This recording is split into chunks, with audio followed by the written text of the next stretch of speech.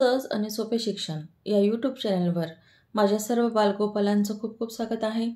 आज आपल्याला standard 7 general science यातील चॅप्टर नंबर 8 स्टॅटिक इलेक्ट्रिसिटी याचा सेकंड पार्ट बघायचा आहे. ज्या विद्यार्थ्यांनी फर्स्ट पार्ट बघितला नसेल त्यांनी कृपया तो बघून घ्यावा. पेज नंबर 53 फ्रिक्शनल इलेक्ट्रिसिटी म्हणजेच घर्षण विद्युत. The electric charge generated by friction is called frictional electricity.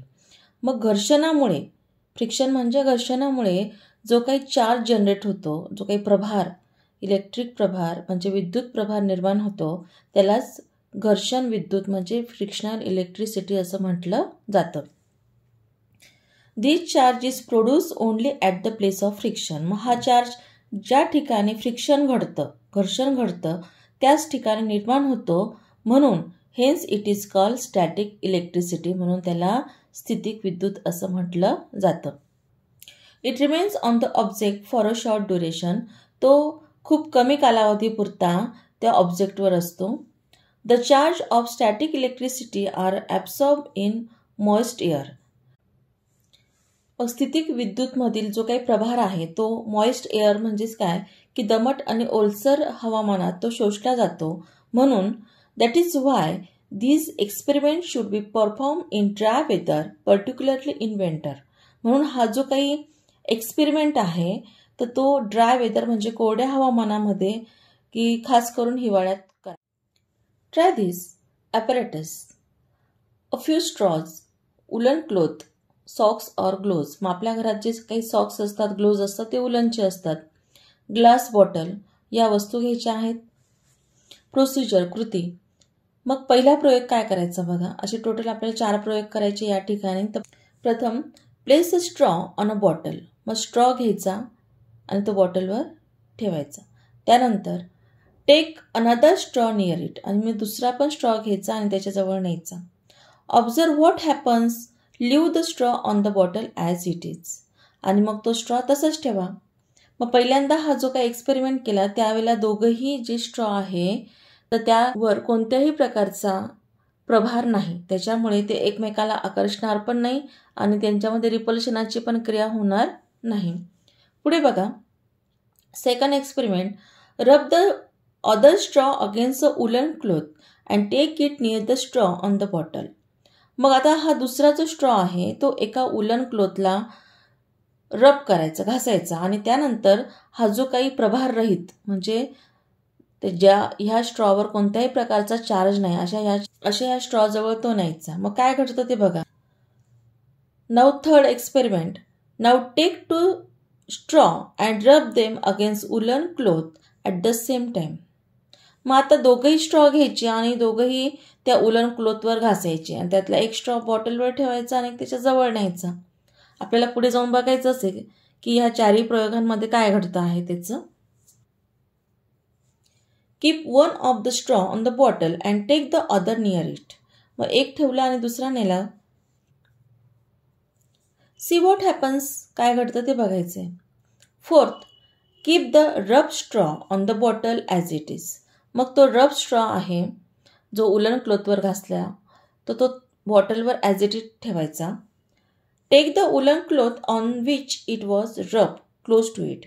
आणि ज्या उलन क्लोथने तो स्ट्रॉ घासला तो मात्र आता स्ट्रॉच्या ऐवजी उलन क्लोथ ह्या स्ट्रॉच्या जवळ न्यायचा आहे. बघा. या 4ही प्रयोगांवरून आपल्याला काय दिसतं आहे ते आपण चार्टमध्ये बघू. Record your observation in each of the above procedure in the chart. Procedure. First procedure बघा. The charge straw is taken near the uncharge straw. मग आपण जो सेकंड एक्सपेरिमेंट बघितला होता मग त्यावेळेला एक चार्ज स्ट्रॉ घेतला होता आणि दुसरा हा बॉटलवरचा तो अनचार्ज होता. मग काय झालं. There is attraction. मग त्यावेळेला ह्या दोघांमध्ये अट्रॅक्शन झालं, रिपल्शन झालं. ज्यावेळेला रिपल्शन होतं त्यावेळेला तो स्ट्रॉ असा हलतो आणि ही जी अस्पष्ट अशी ही आकृती दाखवली आहे ती रिपल्शनाची, तो वेगवेगळे स्ट्रॉ नाही आहे. तर हा स्ट्रॉ हलल्यानंतर त्याची ही अस्पष्ट अशी आकृती या ठिकाणी दाखवली आहे.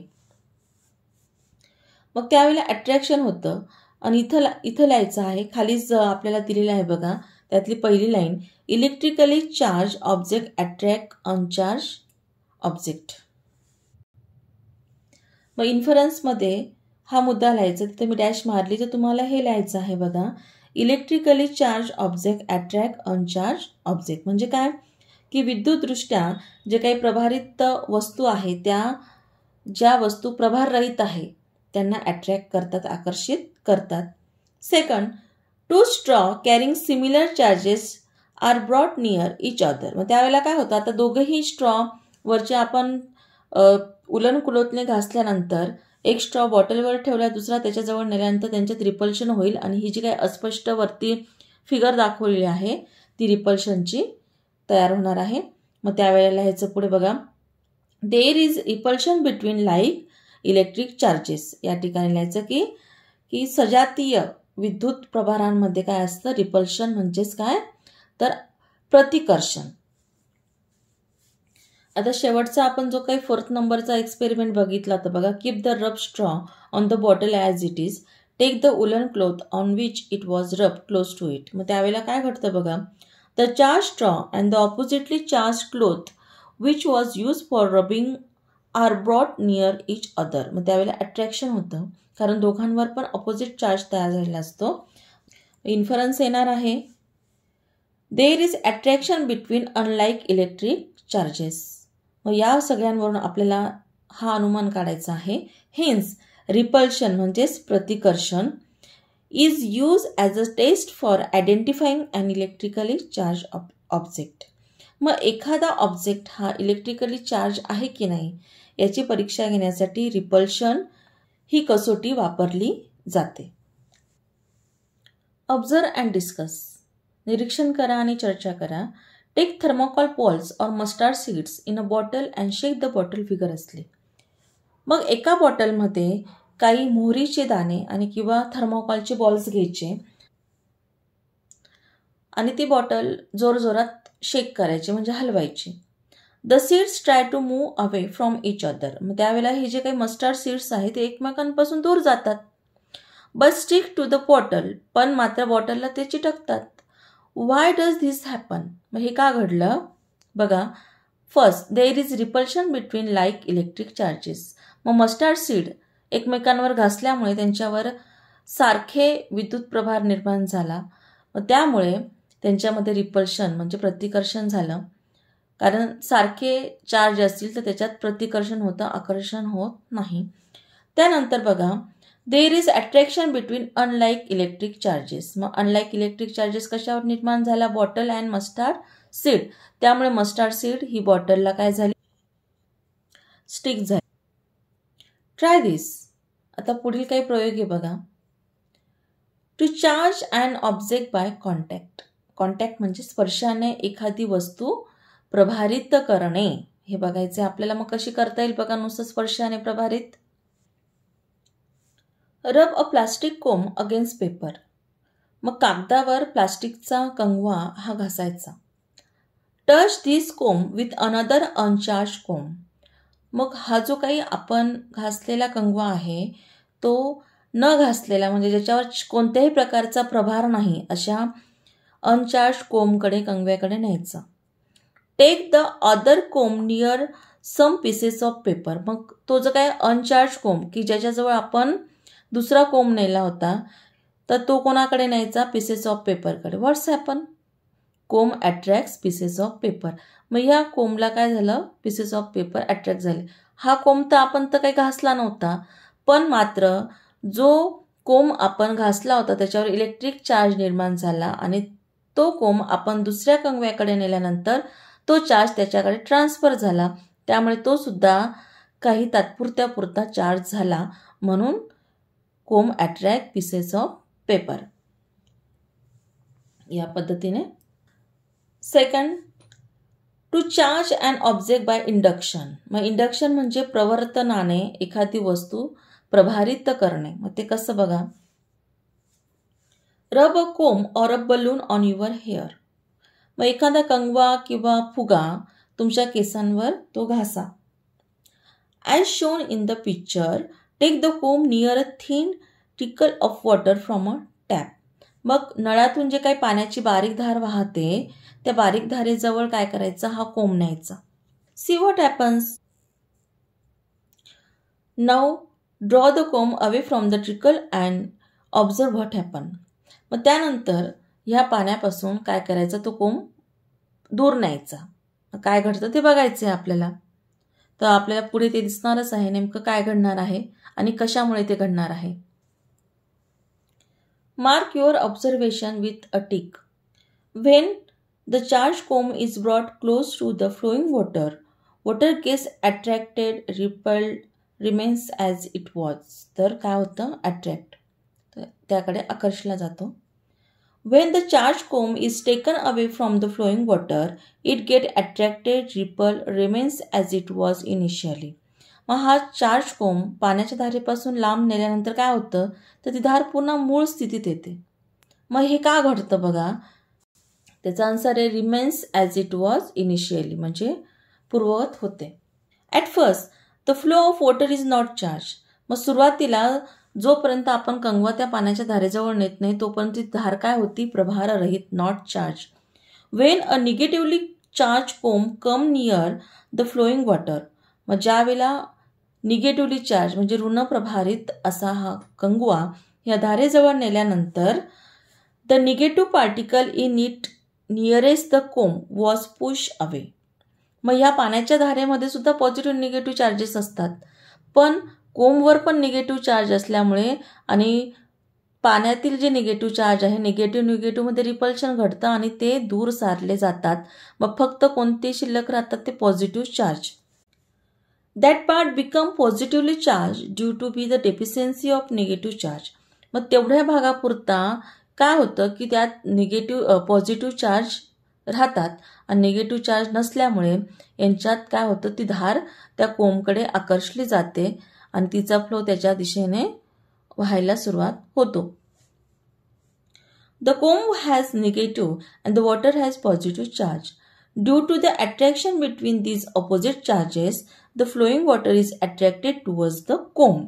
Wien the comb is taken away, मग ज्यावेळेला आपण तो कोम दूर नेतो, the negative particles in the flowing water come back to their original position. आणि मग वॉटरमध्ये जे काही निगेटिव्ह पार्टिकल्स असतात ते पुन्हा मूळ जागेवर येतात. And positive and negative charges become equal in number. आणि त्यानंतर पॉझिटिव्ह आणि निगेटिव्ह जे काही प्रभार आहे ते सारख्या संख्येने होतात. As a result the water become uncharge again and stop getting attracted to the comb as it was away from it. मग त्यानंतर मात्र आपण कोम खूप दूर नेल्यामुळे ते पाणी व्यवस्थित वाहतं पहिल्यासारखं आणि त्याच्यावर कोणत्याही प्रकारचा चार्ज निर्माण होत नाही, कारण ते न्यूट्रल असतं, कारण त्याच्यात पॉझिटिव्ह आणि निगेटिव्ह चार्जची संख्या कशी झाली आता, सारखीच. Power. Why does a charge balloon stick to a wall. मग एक प्रभारित फुगा वॉलला का बरं चिटकतो, due to attraction between unlike electric charges. हे त्याचं रिझन लिहायचं बघा. मग तो फुगा तुम्ही कपड्यावर घासू शकतात, केसांवर घासू शकतात किंवा डायरेक्ट वॉलला जरी घासला तरी तो त्या ठिकाणी त्याला स्टिक. ऑलवेज रिमेंबर, नेहमी लक्षात ठेवायचे बघा हे मुद्दे. 1. The number of positive and negative charges are equal on an uncharge or neutral object. मग एखादी वस्तू न्यूट्रल म्हणजे उदासीन असेल तर तिच्यावर पॉझिटिव्ह आणि निगेटिव्ह चार्जेस इक्वल असतात. 2. The electric charge generated by induction म्हणजे प्रवर्तनाने stay only as long as the charge object is near to it. मग जोपर्यंत चार्ज ऑब्जेक्ट, जसं आपण वरती बघितलं बघा, thin trickle of water from a tap. मग जोपर्यंत त्या पाण्याच्या धारेजवळ कंगवा होता की जो इलेक्ट्रिकली चार्ज होता तोपर्यंत पाण्याची धार त्याच्या दिशेने वाहिली आणि कंगवा काढून घेतल्यानंतर काय झालं, ती पूर्ववत झाली. Page number 55. Try this. First, keep a spent tubelight in a dark place. मग एक खराब अशी ट्यूबलाइट अंधारात ठेवायची आहे. Rub it vigorously with a thin polythene bag. आणि मग ती ट्यूबलाइट एका पातळ, थिन म्हणजे पातळ पॉलिथिन बॅगने काय करायची आहे, रब करायची, तिला घासायचं आहे जोरजोरात. व्हॉट हॅपन, व्हाय, मग काय घडतं आणि कशामुळे, मग इलेक्ट्रिक चार्ज जनरेटेड. मग त्यावेळेला काय होतं, इलेक्ट्रिक चार्ज हे निर्माण होतात. Second, when an uncharge aluminium ball is brought near a negatively charged balloon, the following things happen. बघा, हा निगेटिव्हली चार्ज बलून आहे आणि हा ॲल्युमिनियमचा बॉल आहे की ज्याच्यावर कोणत्याही प्रकारचा चार्ज नाही, तो प्रभाररहित आहे. मग फर्स्ट बघा, फिगर नंबर ए मध्ये काय दिसतंय? As shown in figure A, an opposite charge is generated in the other object by induction. मग यामध्ये पॉझिटिव्ह चार्ज निर्माण होतो, याच्यात निगेटिव्ह त्याच्यात पॉझिटिव्ह निर्माण होतो and both the object get attracted to each other. आणि दोघंही ऑब्जेक्ट एकमेकाला काय होतात? इंडक्शनमुळे, प्रवर्तनामुळे एकमेकाला अट्रॅक्ट होतात. आता सेकंड फिगर बी मध्ये काय दिसते? As shown in figure B, on touching both the object become similarly charged. मग फक्त टच केल्यामुळे दोघांमध्ये सारखा चार्ज निर्माण झाला. Figure number C, as seen in figure C, the like charges repel each other. मग दोघांमध्ये जेव्हा सारखा चार्ज निर्माण होतो ते एकमेकाला अट्रॅक्ट करत नाही, तर ते रिपेल करतात. So therefore the like charges repel each other. This is the figure of effects of electric charge. सर्व विद्यार्थ्यांना पार्ट 2 समजला असेल. अजूनही ज्या माझ्या विद्यार्थ्यांनी या चॅनलला सबस्क्राईब केलं नसेल त्यांनी कृपया सबस्क्राईब करून घ्या, लाईक करा, शेअर करा, कमेंट्स करा आणि व्हिडिओ बघितल्याबद्दल खूप खूप धन्यवाद.